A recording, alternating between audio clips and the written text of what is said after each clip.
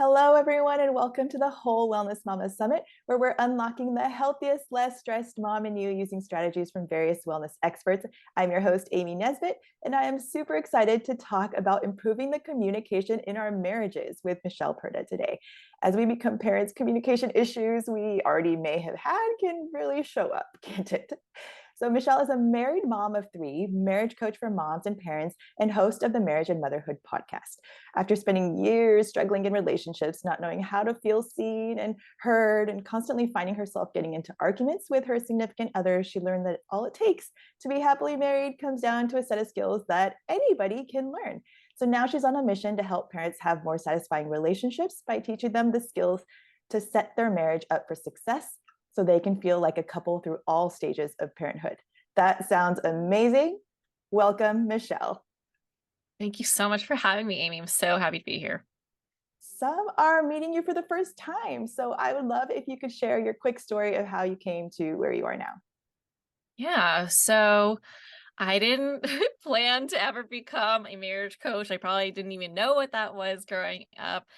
But as I was pregnant with my first biological son, I'm also a stepmom, I found myself at a crossroads where I didn't want to go back to work. And so I took some time off of work and stayed home with him and found myself looking for something to do that gave me a little bit more meaning in life, more purpose. And so, after talking to some friends of mine, they had kind of directed me towards life coaching. And at the time, I had never heard of it. And I was thinking, why would I be someone who could be a life coach when I don't even have my stuff together? I have struggles just like everybody else. Why would anyone listen to me? But as I dove into the world of life coaching and what it takes to be a great life coach, I found that I already had those qualities in myself. Like they were innate in me. And so I started to support some moms and realize that I had a lot to say when it came to relationships, specifically marriage. And looking back, it makes a lot of sense, right? Like hindsight is 2020. I myself had gone through quite a bit of a journey to get to this point where I have an amazing, beautiful, fulfilling, satisfying marriage with my husband. But if you were to say that I would have this to me years ago, I would have laughed in your face because my experience with relationships was anything but a fairy tale. I found myself in so many arguments, cried so much, felt like no one understood me. No one knew how to love me the way I wanted to be loved. And no matter what relationship I was in, I experienced the same issues. And it was noticing that pattern several relationships later, right? Like slow learner, that I noticed that, oh, shoot, maybe it's me. Maybe there's something that I can do to change how I experience my relationships. So I dove into the world of personal development, cleaned up how I communicated so that I could express myself in a way that they would want to listen to me, express my needs in a way that motivated them to be there for me. And so now I just want all mamas out there, all parents to be able to have this type of relationship where they can feel like a couple no matter what stage of parenthood they're in, feel like they can connect with each other and not let life kind of just pass by and realize too late that they're roommates instead of a couple, right? So I want everyone to know it's not about, hey, are you pretty enough, smart enough, whatever enough to have a fulfilling marriage? Do I match that fairy tale like archetype? But rather, no, if you weren't taught how to when you were younger, if you weren't modeled like how a healthy relationship looks like, how it functions by your parents, or you don't even have anyone around you that has a relationship that is healthy and you've normalized these like unhealthy patterns, that you can just learn these set of skills, practice it, and be able to have the relationship that you actually want. One where it's full of partnership. You're there for each other. The way you handle conflict is with confidence and ease. And it's just like another discussion where you can resolve it and move forward and grow closer over time. So now it's like something I'm super passionate about. And I'm very excited that I get to be on here and share what I can to help those mamas who are in that position where, maybe things are a little hard for them at home right now and they want nothing more than to just have a harmonious, fun, connected marriage. I love several things that you said in there. One is that you identified like in yourself, right? You said, "Oh, maybe there's Yes. something with me," because it's so easy for us to say, "Oh, it's the other person, it's the other person," whether it's your spouse or like anybody, right? That was So me. I blamed yeah, everybody. yeah. No, I love that. I love that you called that out. Um, let's start with communication mistakes then, because Mhm. I'm sure you have a lot of stories that you could share with us. But I think it's important for all of us moms to know that we're not alone and that we're not the bad person, or that there is hope that we can improve this, we can change this. So can you share what you most commonly see as hurting our relationship with our spouse? Yeah, so I would say some mistakes that I see most common are not going into conversations. Like I'm talking about uncomfortable conversations, right? Like conflict or big topics that you really want to bring up, but you're not really comfortable to. Going into those conversations unprepared. When we're unprepared, we're going in there with raw emotions. We don't even know what we want out of the conversation. We haven't processed how we feel. We haven't processed how to approach it with respect, kindness, compassion, curiosity. And when we do that, we can easily get thrown off track and lose focus of the whole point of the conversation. And that's where you notice that arguments start to kind of veer off into like random directions and you start arguing about something else, bringing up the past, reacting to certain words that they're saying. And all of a sudden you're like, forget it. And then you walk your separate Yeah, ways and it goes unresolved, yeah. right? And and getting caught up in the argument and letting things spiral out of control is exactly what we don't want to happen. We either need to take a break or we need to prepare ourselves ahead of time so that we have in mind, like, okay, why am I doing this? I'm not doing this to create drama in my life, right? Like the kids Mhm. bring us enough of that. We don't need to give ourselves more of that. And and forgetting that our partners are our partners. They're on our team. It's really easy to almost like look at them like they're the villain or they are not on our side, even when we disagree. But just because you're partners doesn't mean you can't disagree, right? Like, so there are so many ways that we unintentionally hurt our relationship. And I think what we need to remember is, hey, we are a team. We are in this together. So let's figure it out together. Like let's work together to figure it out. Where do we disagree? Where do we agree? And how can we bring ourselves together to handle this like mature adults instead of like being petty and letting our emotions get the best of us to the point where you're just kind of going back and forth, but you're not really talking about what really matters. Yeah. I laughed earlier, not because it's funny, because it's not, right? But because we've all been there. We're like, I'm guessing a lot of moms out there are like, yep, that's how our arguments ended. Or, you get triggered by certain words or whatever the case may be. You named a few, and I was like, yeah, yep, I think we've all been there. Um, but absolutely having, preparation and knowing Hmm. and thinking about it ahead of time, I think are fantastic thoughts. Yeah.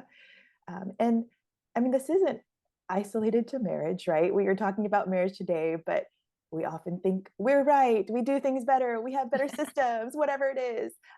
It could be in any scenario, but it can be especially problematic in our marriages because parenthood brings in like a whole different aspect, right, to Hmm. our communication. Um, well, since we're talking about arguments and discussions, can we talk about your tips for more productive discussions or arguments? Do you have more specific tips on that? Yeah. So I do have that tendency to be like, my way is better. Well, especially since moms, because we typically, not always, we typically have more practice when it comes to routines, how to handle each kid specifically, efficiency, multitasking, like that is our wheelhouse, not only because we've been socialized to, but we just have different strengths as females and males, right? Like we're really good at multitasking, they're really good at focusing, like laser focusing. And so when it comes to being able to kind of navigate that like tendency of ours to, I'm just going to say it, be controlling, right? Be a little nitpicky about how things are done and want to have things done our way or like otherwise known as like the quote unquote the right way. We have to remember like we are doing this with someone else. And when there's partnership at stake, you cannot unilaterally decide what happens, right? If you own this portion, like, okay, let's say like you take care of this, like, okay, you two have agreed that you make that decision for this area. But if it's something that you two do together, you have to approach it with partnership in mind, respect for your co-parent, respect for the relationship. And so one thing that I always try to remind myself when I have that pop up in me is, hey, would I rather be right or have the right relationship? What is most important to me right now? Like in the moment, it might feel like, no, I want to be right. But in the long run, what does that do for your marriage, for your life? Are you going to regret pushing so hard? Are you going to regret not opening up your perspective and accepting theirs and maybe even opening up to something even better being created because you're putting two heads together, right? So when you think about it from the expanded point of view, instead of like, no, this is literally the only way that it should be done, but rather, hey, in the grand scheme of things, does this really matter that it's done my way? Or can we come together and figure out, okay, well, what do you like about yours? Like, help me understand uh, how you came up with that and what things you're thinking about because you might not be thinking about those things, right? Like, for example, my husband's very big on safety. So there are things where I'm a little more tolerant and I guess like accepting of risk. Whereas he's like, no. And so it's good to put our heads together to think about, okay, oh, that's not something I thought about. I can see your point now and bring all those qualities and priorities into play when creating a brand new solution so that you can then craft your own that works for both of you. So it's really in the communication and understanding yourself enough to bring on to the table exactly what's important to you, why it's important to you, not from a place of, hey, I'm arguing with you, but rather just sharing. Mhm. Then you can really like brainstorm together. Yeah. No, I love that because it's so important to understand the other person, right? Like we're just so different in the way that we think most often, and we don't take that time to understand how the other person thinks. And once we do, it actually, like you were saying, it makes sense to combine the two often, right? Because we both have good points. We're both working towards the same purpose. And I know in our house, like we just have different priorities and things, right? When I cook That's right. and clean, I like to do it as I go along so that there's less later. There's not this huge clutter. My husband is different. He will do it on his own time. Like after he's like, I'll do it. I'll just not at the same timing as yours. And I've had to come to understand that, come to appreciate that he will do it in the end, all of that. Yeah. Um, that Because is what just works for you might not work for them. And we exactly. have to take into consideration our personal differences because you can push and push and push, and he might do it, but he's going to be miserable about it and resent you for it. And we don't want to create that dynamic in the relationship because resentment is the number one connection killer. So we have to leave room for our own individual ways as long as we are aligned with the end goal, right? We have to remember, oh, I chose this person for a reason. They are smart, they are kind, they they have good intentions. And so if I just remove that automatic reaction of me thinking, you idiot, like how could you do that? That doesn't make any sense, right? And think, oh, I wonder why this is something that he wants to do. I wonder what's going on in his mind that has him thinking this is the best way. And when we ask ourselves questions, then we can start to accept like, oh, maybe there's something I don't know about why he's doing it this way. I'm curious to learn that instead of just assuming that they are us and they're by default wrong if they're not agreeing with us. Yeah. No, I think that's fabulous because like I said, we're like all working together. And you said, it's a partnership. We're all working towards that same goal as long as we are aligned on that same goal, right? Of Yes. doing the best for each other as well as our family. And when we take that time to understand each other and even ourselves, right? Because we've been talking about that too, of when we don't understand why we are triggered, why we are Mhm. wanting to do things a certain way. It's just hard to understand or hear the other person. The other person can talk, we might not take it in, though, right? Right. Which is Um, why preparing is so important, right? yeah, The yeah, biggest part of preparing for conflict is actually understanding yourself. Because when you take the time to understand yourself, then you have the capacity to actually listen to them instead of listening just to react. Like you're already formulating what you're going to say while you're quote unquote listening to them. But when you already know your stance, what you need, what you feel, and the direction that you would ideally like it to go, not to manipulate the conversation, but like you just know what you want out of this to feel like things are resolved, then you can actually be like an empty vessel to be like, okay, oh, I see. Okay, well, what about this? And what about that? Or can you tell me more about this? Right. But most of us, we don't go into conflict prepared with knowing how we feel and what we need. And so we're trying to figure things out while talking to them, while listening to them. And that's just a formula for a hot mess. yeah.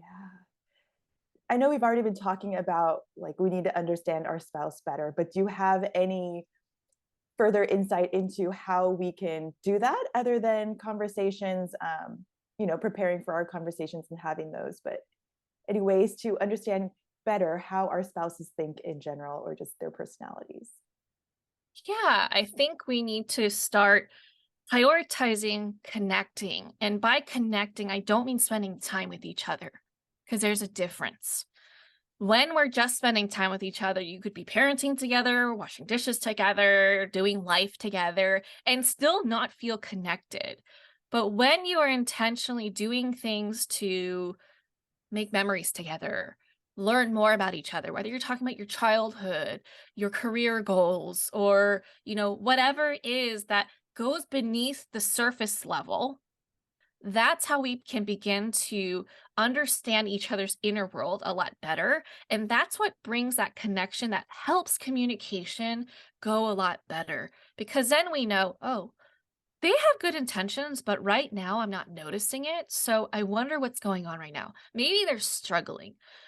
Our sympathy and empathy expand, and we're able to add that layer of curiosity to help the conversation move along rather than, wait, what did you say?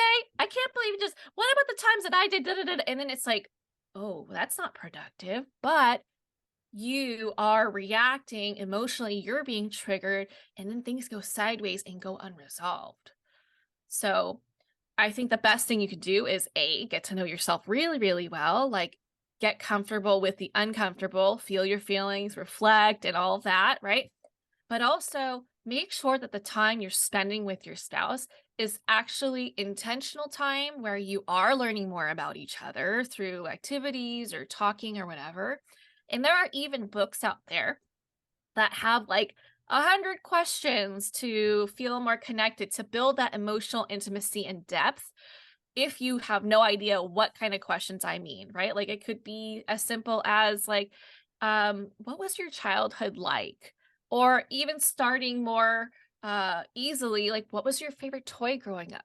When you're asking open-ended questions that get to know their inner world, it leaves opportunity for them to start talking about things that it reminds them of, and then you can get a better glimpse of how they became who they are today and how it shaped them. I had a friend that actually used to go through a book with all these questions, and that used to be Yeah. a routine that they did together. And I remember going, oh, I've never heard of that book, but you just reminded me of that.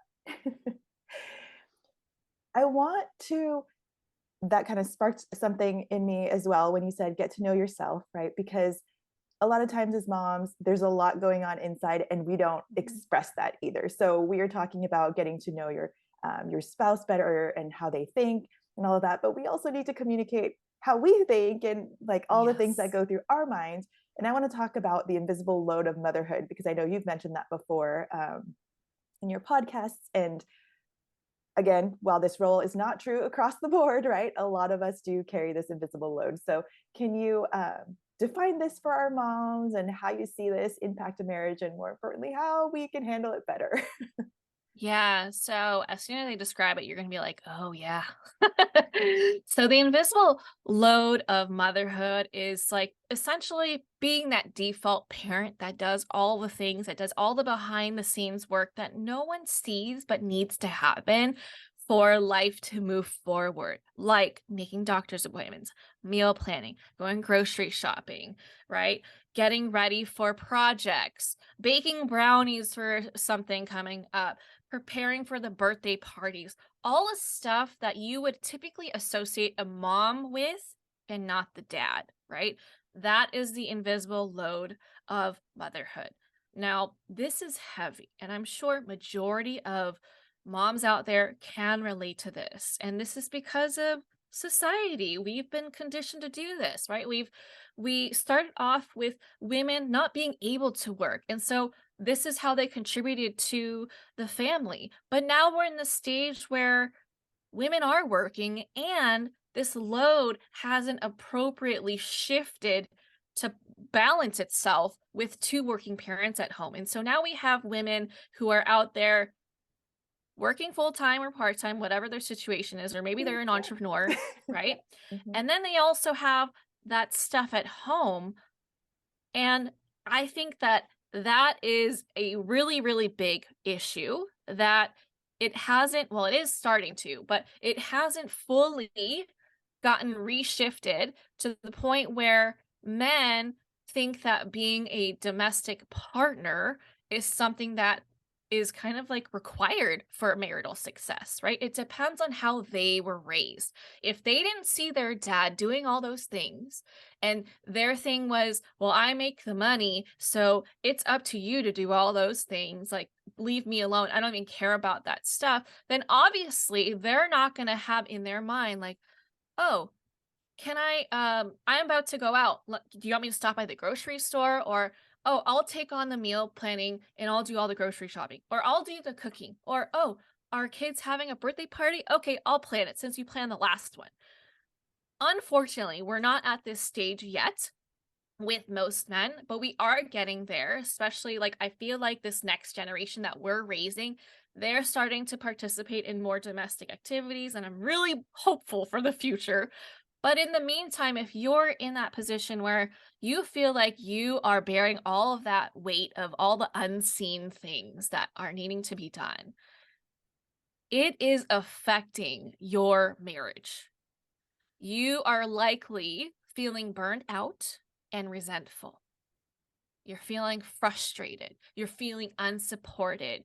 You feel like you don't want to be intimate with each other because you're too tired. You don't want to hang out after the kids are in bed. You just want to knock out or go to bed and scroll on your phone or binge watch Netflix, whatever it is, just to like zone out and just Me time, right? Just give decompress. me me time. Yeah, me time. Mhm. But if this is you, I want to ask you, how and when are you nurturing your marriage?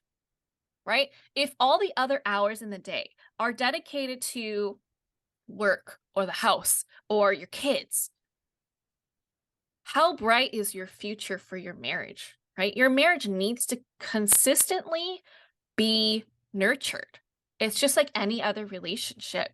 And so, if the invisible load of motherhood is impacting your desire to connect, your ability to navigate conflict in a calm, productive way, to impact your desire to be physically intimate with them, to want to go on dates, to feel like it's worthwhile, to want to be around them and connect with them, then it's affecting your marriage, right? And so if this is you, you need to talk about it.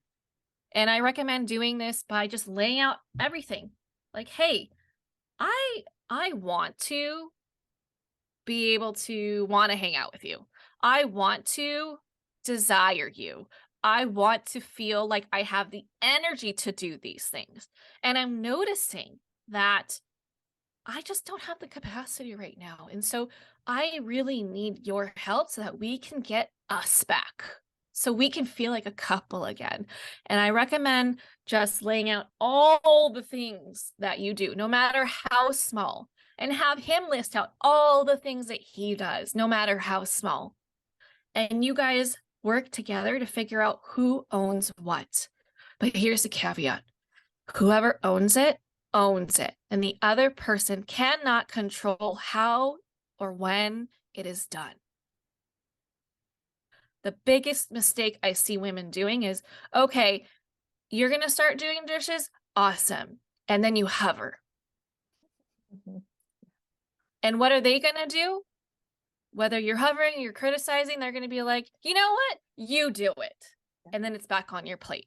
And then for you, it's like, it's just easier if I do it. I'm faster and better at it. I do it the standard that I need it to be. It's okay. But every time you say that, the burden gets heavier and heavier and the resentment grows deeper. So don't let that happen. Yeah. So I'm like trying to unpack. I'm like, yep, so much. One thing we started doing, especially in the pandemic, because right, we were both working from home, kids were virtual, all that crazy stuff. If we can remember back to that, we started doing like a weekly meeting, and so that like puts all the things, and then sorts my head of okay, this meal planning stuff or all this stuff. Like, I think at one point I exploded and said, oh my gosh, I like, even if we just do it for the meal planning part, it's for me, just do it for me, like, and it was not productive, like you were saying.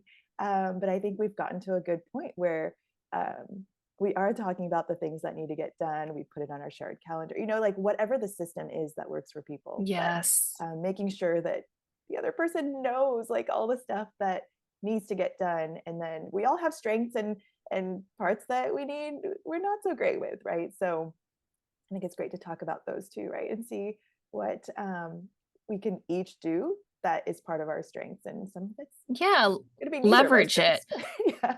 Right. Yeah. Leverage it. And also just notice that we got to this point where we seem more skilled, more confident to do things only because we've been through so many trial and errors that we've built that comfortability to do these things. And so let your partner have that same opportunity to fail and learn and find their own way. And their own way doesn't necessarily look like your way, right? And that's the hard part, right? Hard part, mamas. It's okay. It'll still get done. Let go. Take that off of your plate, because that resentment, you're right, is huge, where you just say, I'll do it. Like, I could do it faster or whatever because we've been doing it, but that's not the point. That's not the point. So we like to end by giving everyone a quick action challenge to complete today to start making some of these changes. And then they can come back, post questions, tell us how it went. Can you share your challenge for our moms today? Yeah. So my challenge for you is, if you find that something's coming up for you, right? You're noticing starting to get stressed out, and you're noticing that maybe you're starting to snap at him a little more, right? Or you're just being like, you're easily annoyed when normally you wouldn't be. I challenge you to actually stop and reflect. Stop and reflect on, okay, what do I feel? What do I need? What can I do for myself? And what do I need from my husband? This is like a very simple process to follow to prepare yourself for a productive conversation. That's it. Super simple, not always easy to implement, but very impactful.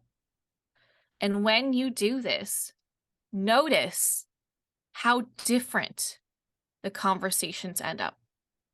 Are you able to last a little bit longer without spiraling? Are you able to actually resolve conflict? Are you able to listen better, right?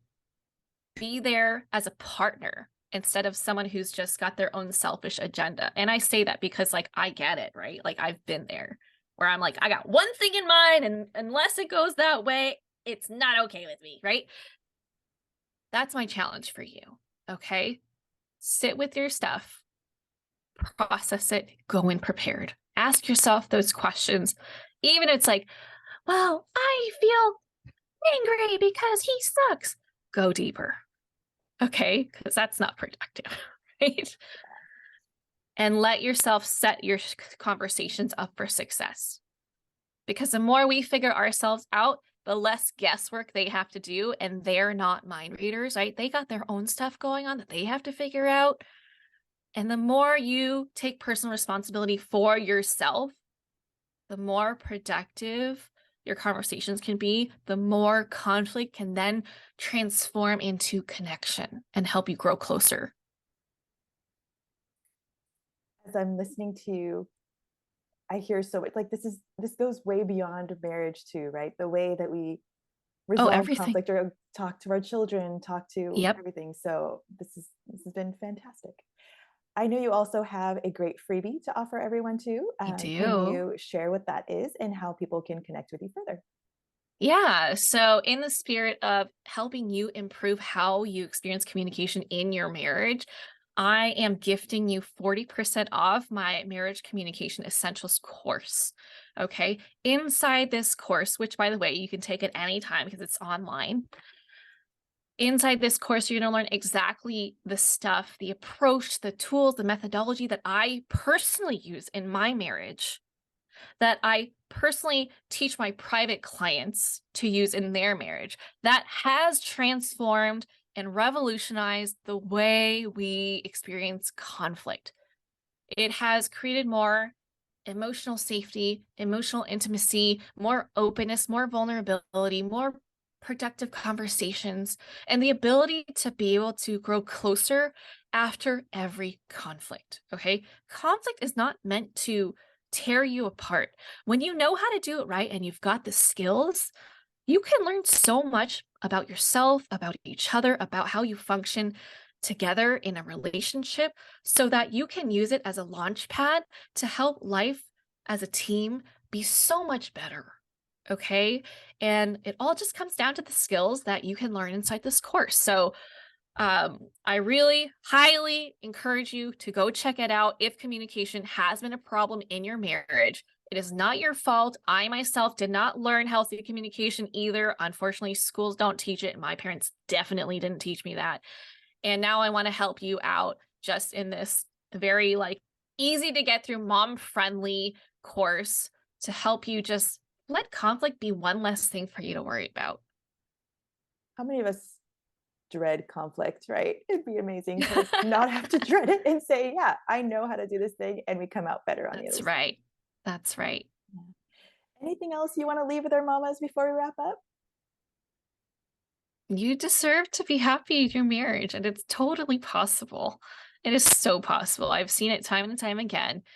And I just want you to know that as long as you're staying intentional and you're focused on the right things, things can turn around in just a matter of weeks. Like my clients tell me like, "Oh my gosh, I can't believe like our marriage has done a 180 in a matter of like less than 4 months." And it's totally possible. Even if it's taken decades to get to where you are, the snowball effect of doing the right things and being intentional and really prioritizing your relationship can change everything. I know we were wrapping up, but you made me think of another question. Yeah, What about people out there that are saying, I want to do the work, but I don't know if my spouse does?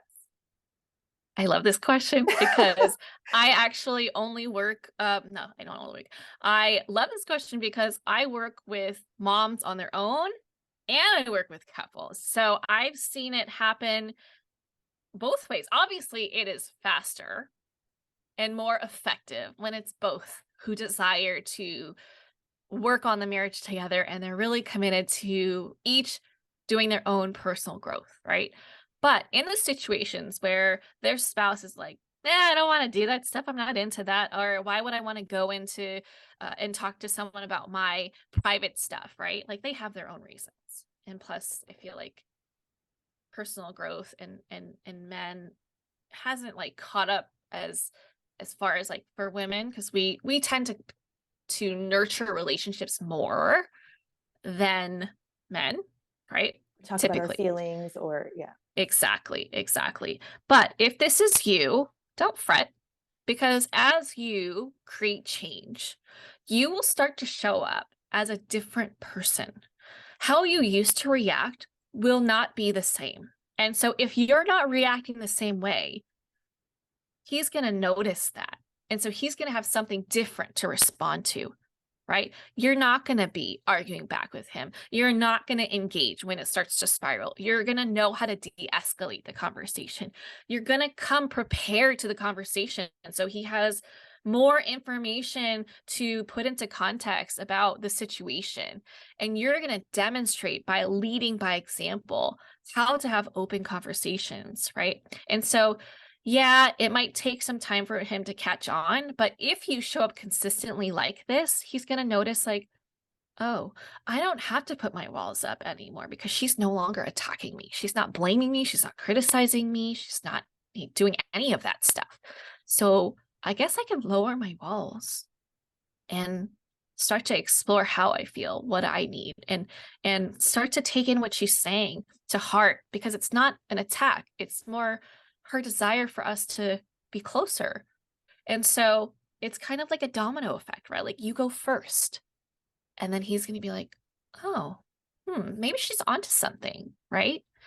You don't have to force. You change what you have control over, which is you. And either way, this is like good for you in general, right? Like this is going to help all your relationships, like you said, with your kids, your parents, your family, your coworkers, your friends, whatever. And it works, even if he's not actively participating in it.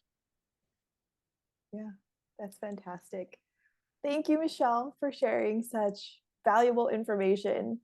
It just helps nurture our marriage, which is really a foundation for our parenting and, like we were saying, for all of our relationships. So everyone, go grab that freebie, go do the challenge, tell us how it went, and make sure to come back for more amazing summit speakers.